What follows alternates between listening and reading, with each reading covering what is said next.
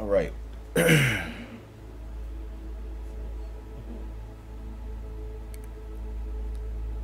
Isaiah 47:6. Salakia. I was wroth with my people. I have polluted mine inheritance. How did he pollute us? By giving us into your hands and giving the land over to you. And you've done nothing but wickedness, man, to us, to the world, to the earth, to the species, to the creation, to the air, to the water. And now it's just time for you to be called out. Okay? And given them into thine hand. See, we were given over into our enemies, man. And you got a lot of Israelites, you got a lot of people who don't want to accept that. Why would God do that? The bottom line is that it happened. And how can we get out of this situation? See, the majority of the people who buck up against the Most High, they're still subject to the circumstance, right, of prophecy. You see?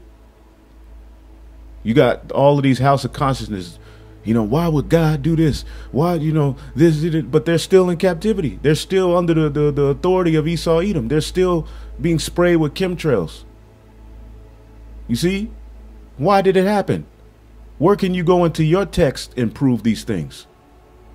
Thou didst show them no mercy. You see, Esau didn't show us no mercy. Upon the ancient hast thou verily heavily laid thy yoke, man. My mother's in her 70s catching hell, trying to scrounge up money. You got various of our ancients in slavery who were raped, who were beaten. The young were even put into captivity. You look at your child, your 4-year-old, 5-year-old child, 6-year-old child. Okay, it would be molested. They would be put out into the cotton fields, passing out from heat stroke. Water thrown on them. Get your ass up. Kicking your grandma in the ass. Imagine your grandma getting kicked in the ass by the so-called white man. Imagine you with your wife and this man pulls up with 2 teeth in his mouth with a whip, whips your ass, takes your wife, lays with her in front of you, okay, and then tosses her back to you. This is the type of stuff that happened to us, man. But why? And is the Lord gonna pay this man back? Absolutely, man. Human zoos. Go to YouTube and type in human zoos. Yes, there were human zoos where our people were on display, and other heathen were on display as animals for rich Edomites to come and with their little cigars and look you up and down and take pictures of you, man. And here's the point. And thou hast said, I shall be a lady forever, so that thou didst not lay these things to thy heart. And your heart is your mind. The Hebrew word for heart is lab, which means your mind. Neither didst thou remember the latter end of it. This is the point where we're at, okay? You Edomites didn't think about the latter end of your doings, man. And now you're being reproached for the sakes of your forefathers' works and for your own works. Because a lot of you who are now trying to speak against the system of this system, you at one point supported it. Now you're seeing that it doesn't work for you, and that this whole white supremacy thing was only to forward the so-called JOO, the 1948er. Now you're in an uproar. Now you're pissed. Now you're hurt.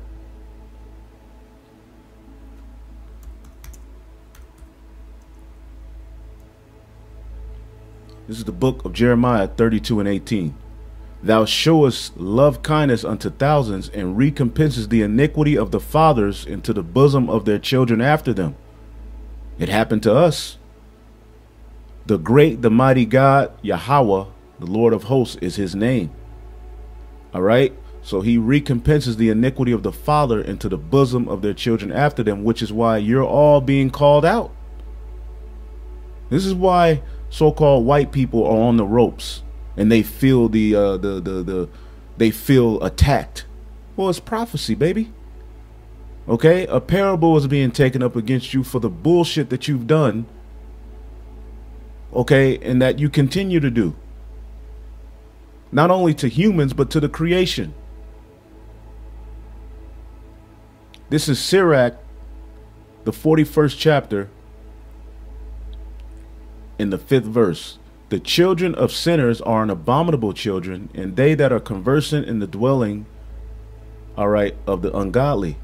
The inheritance of sinners' children shall perish, and their posterity shall have a perpetual reproach. And this is what's getting ready to happen to you Edomites, man. Okay?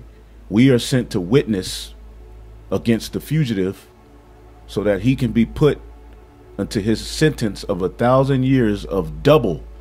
See, the 1,000-year period, the heathen are going to pay, but you're going to pay double.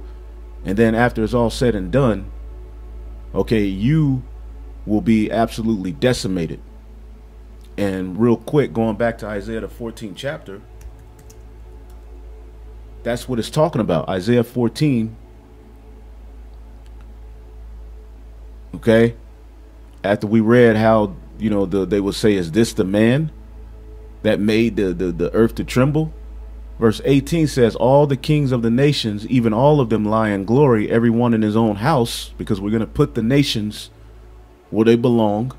They're going to pay tribute when it's all said and done, and they're going to have to follow our laws and customs. Okay? They won't be on our level, all right, but they will be blessed as long as they do the right thing. But you Edomites, see, all of the nations are going to lie in their glory, everyone in his own house. But thou art cast out like of thy grave like an abominable branch, and as the raiment of those that are slain, thrust through with the sword, that go down to the stones of the pit, as the carcasses are trodden under feet. Thou shalt not be joined with them in burial. See, the heathen nations are going to be buried. They won't be in power. All right. But they'll still have they'll still live. That's why it says in Revelation 20 that after the 1,000, none of the rest of the dead lived after the 1,000 years. But you're not going to be joined with them in burial, because thou hast destroyed thy land and slain thy people. The seed of evildoers shall never be renowned. Prepare slaughter for his children for the iniquity of their fathers, that they do not rise nor possess the land, nor fill the face of the world with cities. Colonize. You won't be able to colonize anymore, man. You see that? For I will raise up against them, saith the Lord of hosts, and cut off from Babylon the name and remnant and son and nephew, saith the Lord. And I will make it a possession of the bittern and the pools of water, all right, and the sweep of the besom of destruction, and I will sweep it with the besom of destruction, saith the Lord of hosts, man. And this directly ties verse 22 to Esau, Edom, and Isaiah the 47th chapter, which is speaking of Esau, Edom, man. Okay. Yep. Job 18 and 16. His roots shall be dried up beneath. All right. And above shall his branch be cut off. His remembrance shall perish from the earth, and he shall have no name in the street. He shall be driven from light into darkness and chased out of the world.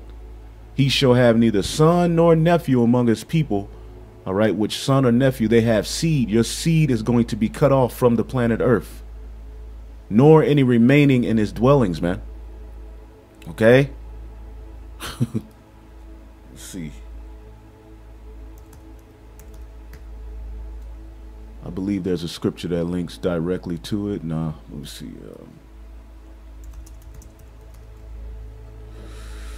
This I believe is Jeremiah 49. Yep. Jeremiah 49 and 10. But I have made Esau bare. I have uncovered his secret places. He shall not be able to hide himself. His seed is spoiled, and his brethren and his neighbors, and he is not.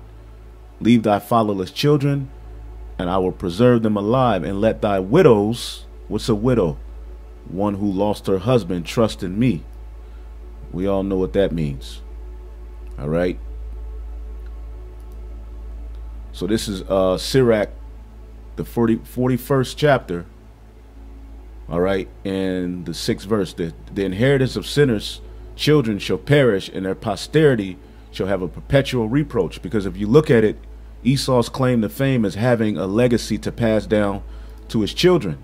That's why a lot of these Edomites are all in an uproar, because they're not reproducing, and they see the future that they will be the minority.